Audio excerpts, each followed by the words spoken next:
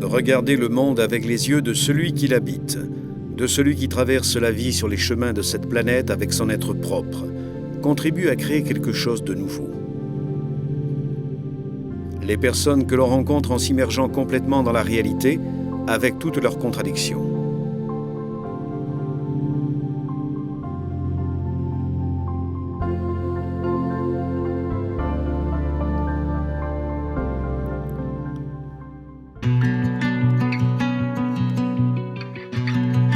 En arrivant au Brésil, à l'aéroport, on trouve inscrit sur les enseignes de bienvenue « Brésil, le pays de tous ». En effet, la grandeur géographique de la nation comprend en elle-même une multiplicité de populations et d'ethnies. Des peuples indigènes qui habitent les régions amazoniennes, aux descendants des Portugais et des anciens colonisateurs, aux Africains arrivés à l'époque coloniale comme esclaves, aux nombreux immigrés qui, décennie après décennie, ont occupé des zones bien précises du pays.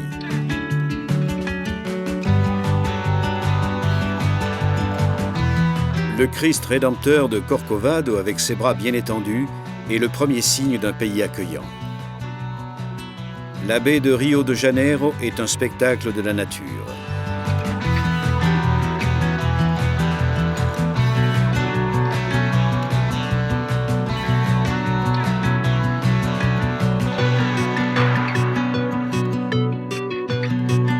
Rio de Janeiro et São Paulo sont les deux villes les plus peuplées de la nation. Des millions de personnes les habitent. Rio, avec son allure plus gaie et ses plages,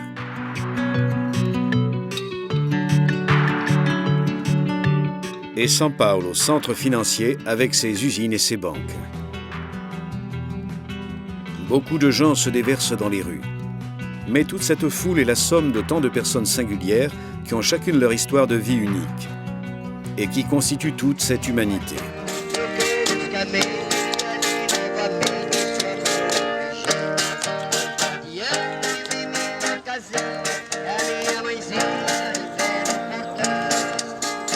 Des histoires particulières, originales, incomparables. Eu moro somente eu e minha mãe. Nous vivons ensemble, seulement ma mère et moi. Ma mère est séparée depuis déjà longtemps, quand j'avais 5 ans. Je suis Viviane, j'ai 19 ans. La semaine prochaine, samedi, j'aurai 20 ans. J'aime faire du skateboard ou de la bicyclette. J'aime jouer aux jeux vidéo à l'ordinateur. J'aime jouer au ballon dans l'OSAF. J'aime beaucoup regarder la télévision, aller chez ma tante.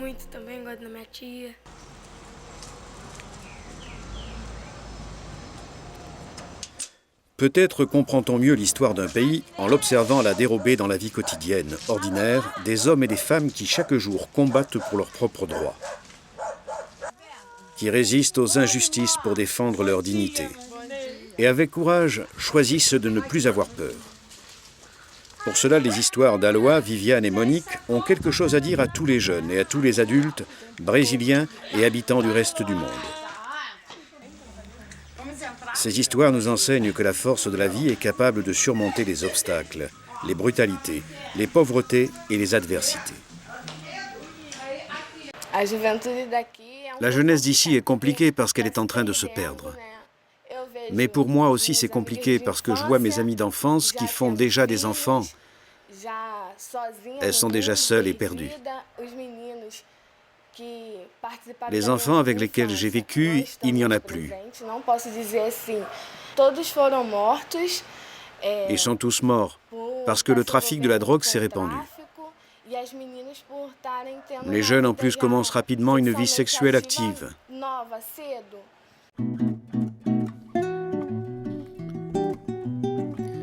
Rio de Janeiro est une métropole de 6 millions d'habitants qui double si l'on compte ceux qui sont dans les banlieues de cette métropole.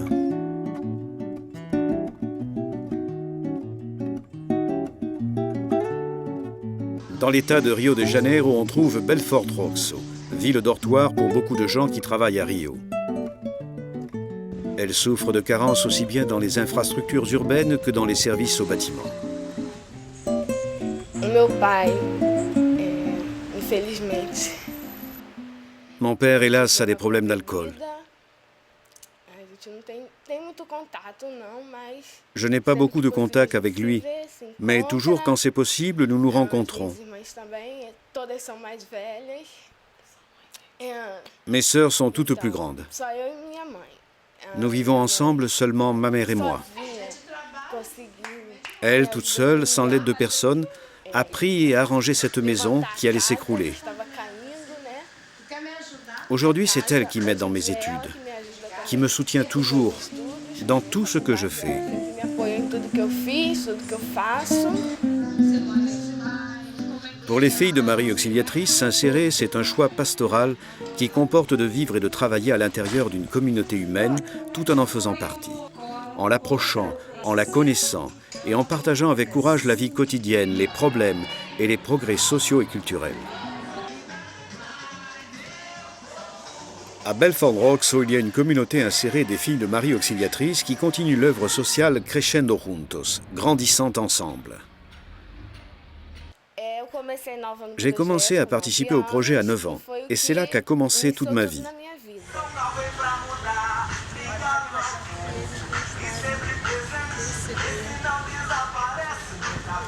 Eu sempre gostei de dançar. J'ai toujours aimé danser.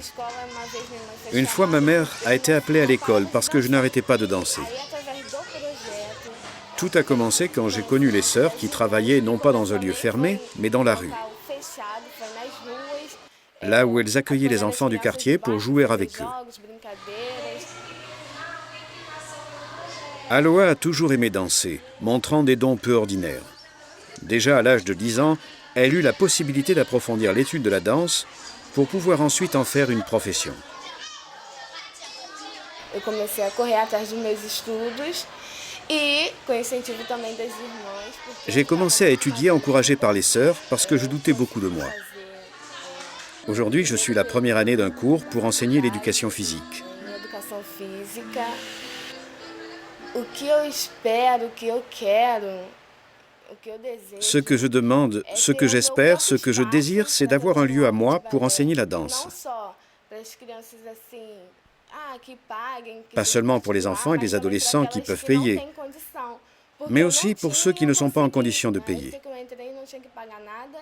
Então, assim, até hoje, Les enfants n'ont pas beaucoup d'occasions et j'aimerais pouvoir les aider eu par vejo ce que as projet. crianças aqui não tem nada, tá se perdendo. À Belford Roxo, les FMA travaillent dans presque tous les lieux de la vie quotidienne des gens, comme présence maternelle et active de l'Église. Elles ont des projets de promotion humaine et culturelle pour les plus jeunes et les familles, en étroite collaboration avec les institutions locales, et des projets d'évangélisation en union avec l'Église locale et les communautés ecclésiales de base. Graças às irmãs que sempre tá ao lado da juventude, sempre encaminhando. Grâce aux sœurs qui sont toujours du côté des jeunes, nous montrant un chemin de foi. Nous ne nous perdons pas. Elles nous aident dans notre foi, dissipant nos doutes. Sur notre route, elles sont de vraies amies qui marchent avec nous.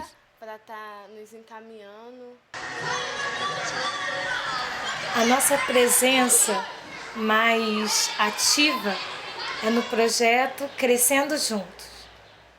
Notre présence la plus active est dans le projet Grandir ensemble, un projet socio-éducatif qui s'adresse à 130 enfants et adolescents environ, de 7 à 17 ans, au moyen d'ateliers culturels, pédagogiques, du jeu et du sport.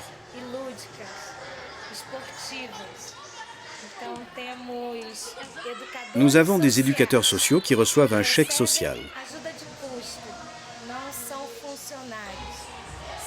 Ils ne sont pas fonctionnaires. Ce sont des éducateurs choisis parmi les présents dans les communautés ecclésiales, comme ministres de la parole, comme enseignants d'éducation physique. Ce sont des éducateurs qui travaillent dans le groupe ecclésial et qui donnent de leur temps de volontariat dans ce projet du lundi au vendredi.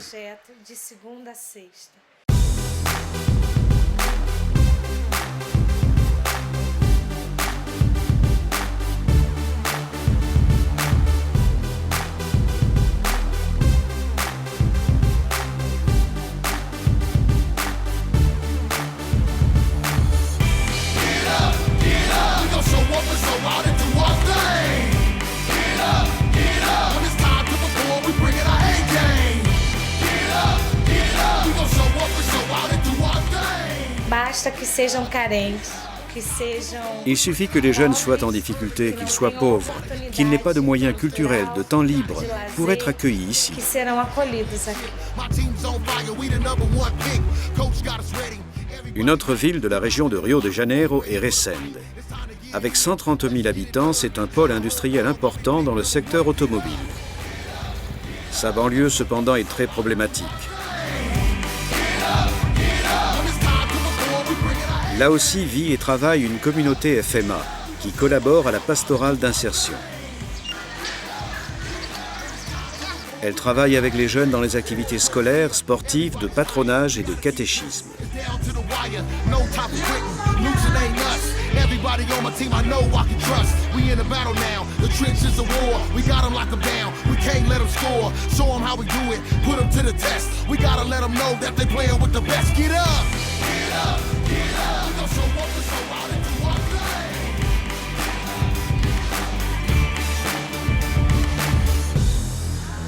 Le travail des sœurs est rendu plus efficace grâce à la collaboration des communautés ecclésiales de base.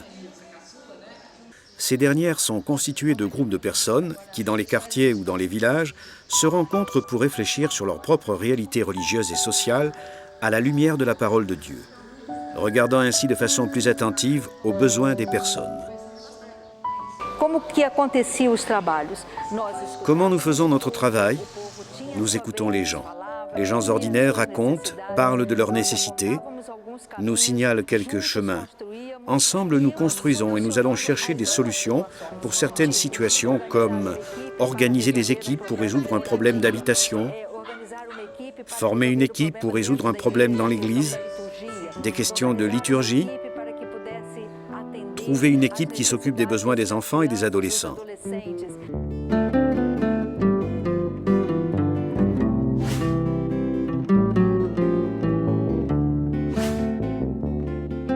São Paulo, avec ses 11 millions d'habitants, qui serait plus de 20 millions si on comptait les villes de la périphérie annexées à la zone métropolitaine.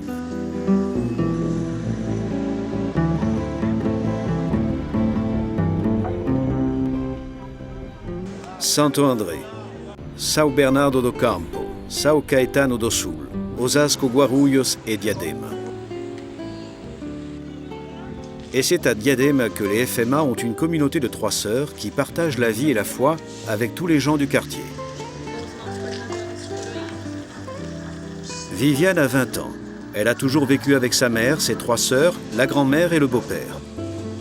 C'est justement la présence de ce dernier, alcoolique et toujours hostile à sa belle famille, qui n'a pas aidé à créer un climat de sérénité en famille.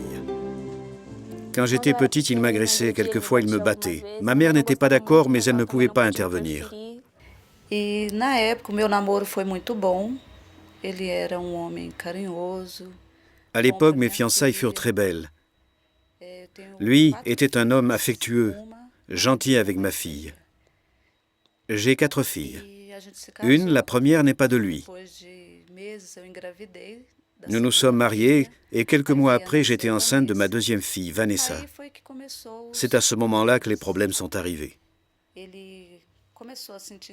Il a commencé à être jaloux à cause de Viviane, la plus grande. Il s'est mis à boire et à avoir des problèmes. Ma maman, leur grand-mère, vivait avec moi. Puis quand j'ai eu encore 2 jumelles, j'ai laissé le travail.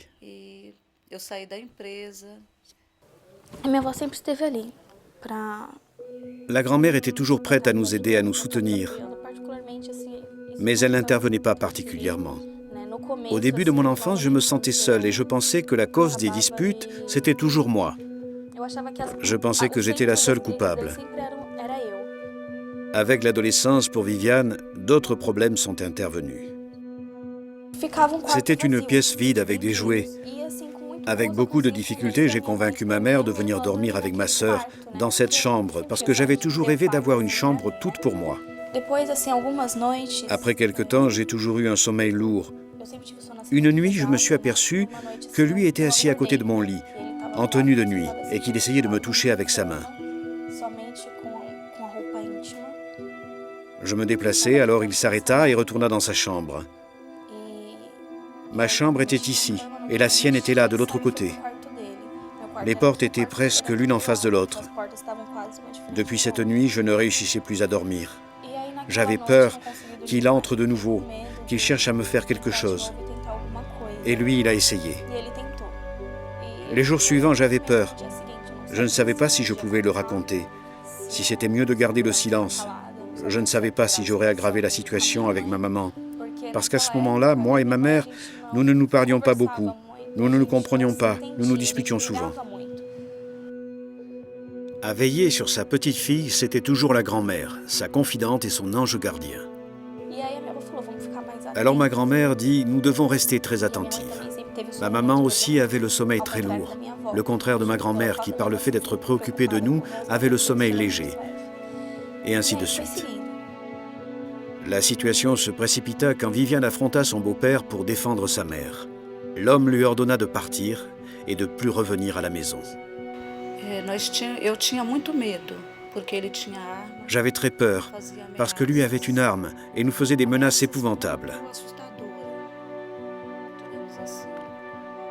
Elle aussi avait très peur, mais ce jour-là, elle l'a affronté. Quand il est sorti de la maison, il dit qu'il ne voulait plus la revoir à son retour. J'étais désespéré. J'avais peur qu'il revienne, qu'il prenne une arme et qu'il la tue. C'était notre peur parce qu'il menaçait toujours de nous tuer, moi et elle, et de laisser ses filles. Quand je lui ai dit que j'allais appeler la police, il a pris le téléphone sans fil et il l'a jeté par terre, il l'a cassé. Il a commencé à me dire de partir de la maison et que si je ne partais pas ce jour, il me tuerait. À partir de ce moment, ma mère avait très peur. Il a sorti pour aller travailler et ma mère ne savait que faire.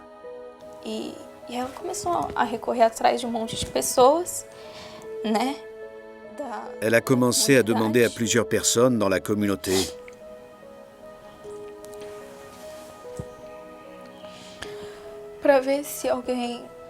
pour voir si quelqu'un pouvait me prendre chez eux. Ainsi, elle a parlé avec sœur Iracema. Sœur Iracema lui a dit qu'elle m'accueillerait dans leur maison, mais que ma mère aurait dû trouver un moyen. Elle devait trouver la façon de l'affronter parce qu'elle ne devait pas accepter cela. Lui ne pouvait pas chasser une fille de la maison, une fille encore mineure.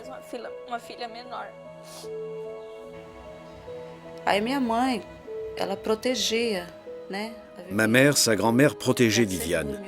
Viviane dormait toujours avec elle et elle la protégeait. Puis ma maman est morte. C'est alors que les sœurs se sont rapprochées de nous et ce fut le miracle.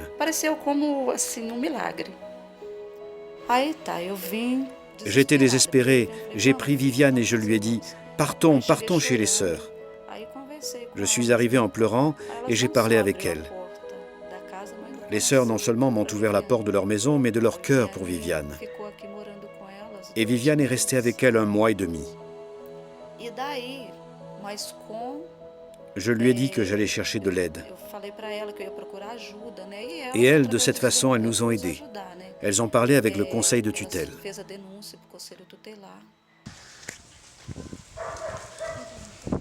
Viviane est fiancée.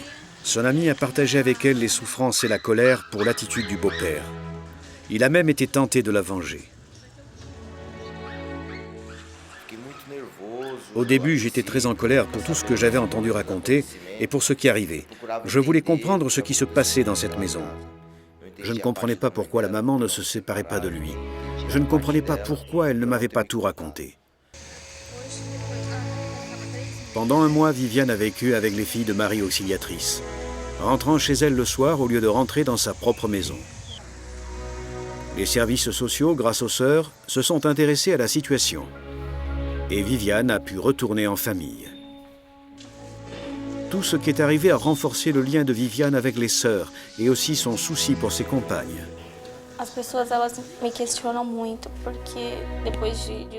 Les gens me demandent toujours pourquoi, après cette histoire, je continue à vivre avec lui. Comment je peux tenir? Étrangement, je n'éprouve aucune haine.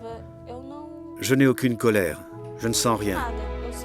Je veux seulement ne pas rester près de lui. Aujourd'hui, je suis coordinatrice d'administration. j'ai fait un cours de communication. Pendant que j'étais chez les sœurs, elles m'ont appris beaucoup de choses. J'ai une communauté qui me soutient continuellement. Je dis toujours que j'ai une famille merveilleuse et très grande. Dans les moments où j'en avais besoin, elles ont été près de moi. Aí hoje eu me sinto assim, livre. Aujourd'hui, je me sens libre, grâce aux sœurs qui ont été un miracle dans ma vie. Avant, je me sentais enfermé dans une pièce dont personne n'avait la clé. Dieu seul pouvait me libérer. Aujourd'hui, je me sens forte, grâce à Dieu. Aujourd'hui, à la maison, le climat est meilleur. Ma maman peut parler. Toutes les fois que lui commence à se disputer avec elle, elle lui répond. Lui ne veut plus l'agresser. Mes sœurs aussi ont changé d'attitude.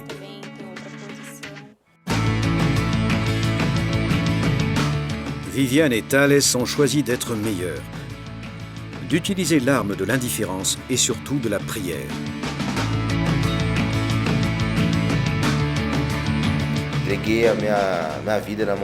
J'ai mis ma vie dans les mains de Dieu et je me suis dit que Dieu ne veut pas cela pour moi. Il veut une vie meilleure. Alors à partir de ce moment, j'ai commencé à faire des projets pour la faire sortir de la maison parce que je l'aime beaucoup. Et j'étais en mesure de vivre avec elle pour la sortir de cette vie en lui donnant l'occasion ainsi qu'à sa mère de pouvoir travailler. L'histoire de Viviane et de Creusa est une histoire de souffrance et de peur, mais aussi de grâce et de libération. Plus tard, je pense me marier, construire une famille, avoir des enfants. Je voudrais me mettre avec mes sœurs pour acheter une maison pour ma mère, afin qu'elle puisse trouver la paix et la tranquillité. J'ai toujours rêvé avoir une petite maison pour rester tranquille et en paix. Toutes les deux ont eu l'appui et le soutien non seulement des sœurs, mais d'autres personnes qui appartiennent à la communauté ecclésiale de base. Une communauté qui a commencé il y a 50 ans et qui conserve le sens d'appartenance et de fraternité entre ses membres. Sœur Maria, Sœur Iracema, Sœur Manorasi vivent dans ce quartier depuis des années. Elles connaissent les familles, leur histoire, leurs joies et leurs souffrances. Elles ont suivi des générations de jeunes. Elles les ont aidés dans la foi et dans la défense de leurs droits et de leur dignité.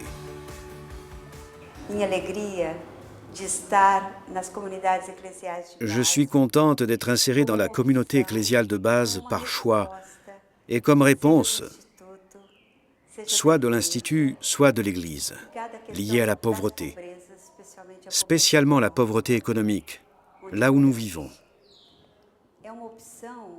C'est un choix qui nous permet d'actualiser réellement le charisme de Dom Bosco et de Maïn.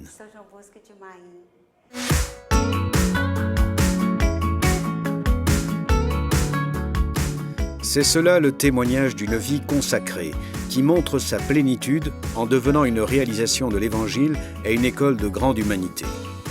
Je ne veux pas laisser la communauté et ma maman non plus. Il y a de l'avenir pour d'autres groupes ici. Ceci, c'est ce que je veux construire. Créer pour mes enfants un milieu tranquille. Parce que moi, je n'en ai pas eu la possibilité dans ma maison. C'est ce dont je rêve fortement.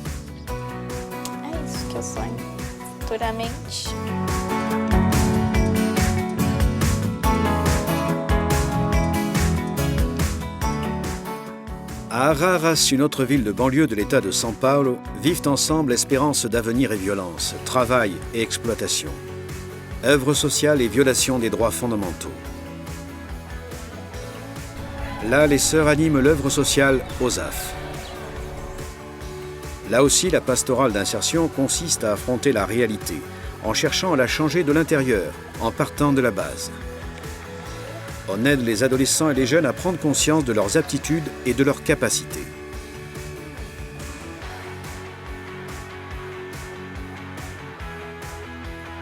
On leur donne l'espérance et l'instruction, et à travers eux, on arrive à leur famille.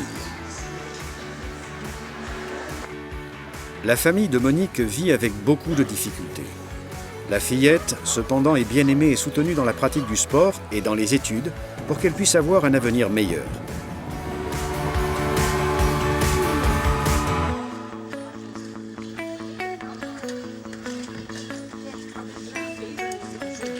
Non, elle n'a rien. Elle n'a jamais rien eu. Même pas une vieille poupée. Aujourd'hui, je donne à ma fille ce que je peux. Ce que je ne peux pas, je ne le donne pas. Parce que je ne vais pas voler et que je ne veux pas tuer quelqu'un pour lui donner quelque chose. Monique a commencé à pratiquer le judo dans l'œuvre des FMA.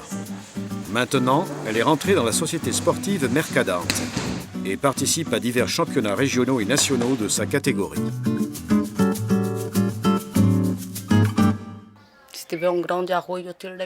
Ce que je peux dire de ma fille, c'est que ce n'est pas une fille capricieuse. Elle aime aussi rester dans la rue. Mais grâce à Dieu, maintenant, elle est rentrée au Mercadante. Et l'après-midi, elle va à l'école. Puis elle va au Mercadante et en fin de semaine, elle a des déplacements sportifs. Certes, moi, je ne suis presque jamais avec ma fille, mais je sais qu'elle prépare son avenir, chose que je n'ai pas pu faire. Elle a déjà gagné plusieurs médailles et en travaillant intensément, elle espère arriver aux premières places. Non seulement pour elle, mais pour aider la famille. Je désire beaucoup devenir judoka. Je voudrais aider beaucoup mon père et ma mère. Seulement, je ne sais pas comment. Mais quand je serai grande, je les aiderai, j'en suis sûr. Je veux gagner la première place aux Olympiades. Arriver la première. Les FMA, à travers l'aide directe aux enfants et aux adolescents, arrivent aux familles, pour lesquelles des activités sont prévues, comme aussi d'autres expériences comme groupe de soutien et d'aide réciproque, cercle de la parole de Dieu et autres. Pour nous, la famille de Monique est un exemple qui montre comment il est possible de réunir et de former une famille qui ne cesse de rêver et de vouloir de bonnes choses pour elle et pour ses propres enfants. Ainsi, petit à petit, ils construisent leur maison. Construire une maison avec des bases solides est une métaphore de ce qui est possible de faire. Ce sont les bases que nous pouvons construire dans la vie de chacun. L'OSAF a grandement contribué à cela. Les sœurs, la communauté Saint-Antoine, elles aussi ont beaucoup œuvré pour que cela arrive. Aussi bien du côté spirituel que du côté de la connaissance.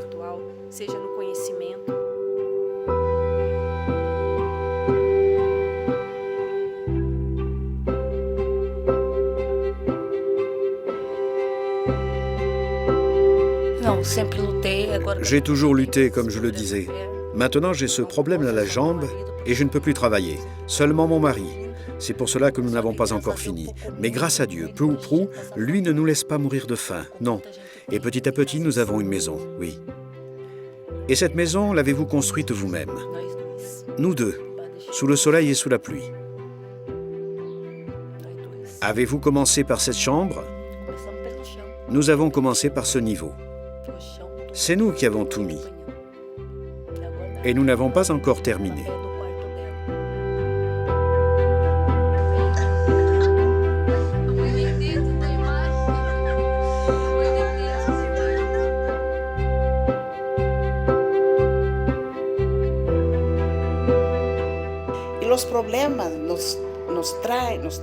Les problèmes sont pour nous de grands défis parce qu'ils nous permettent de nous adresser aux organismes publics pour aider vraiment les gens. Nous les affrontons afin qu'ils puissent retrouver leur dignité. Et nous restons près d'eux.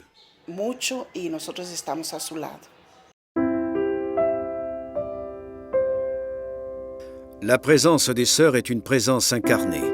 Leurs petites communautés sont des maisons ouvertes aux gens. Elles partagent le sort du peuple.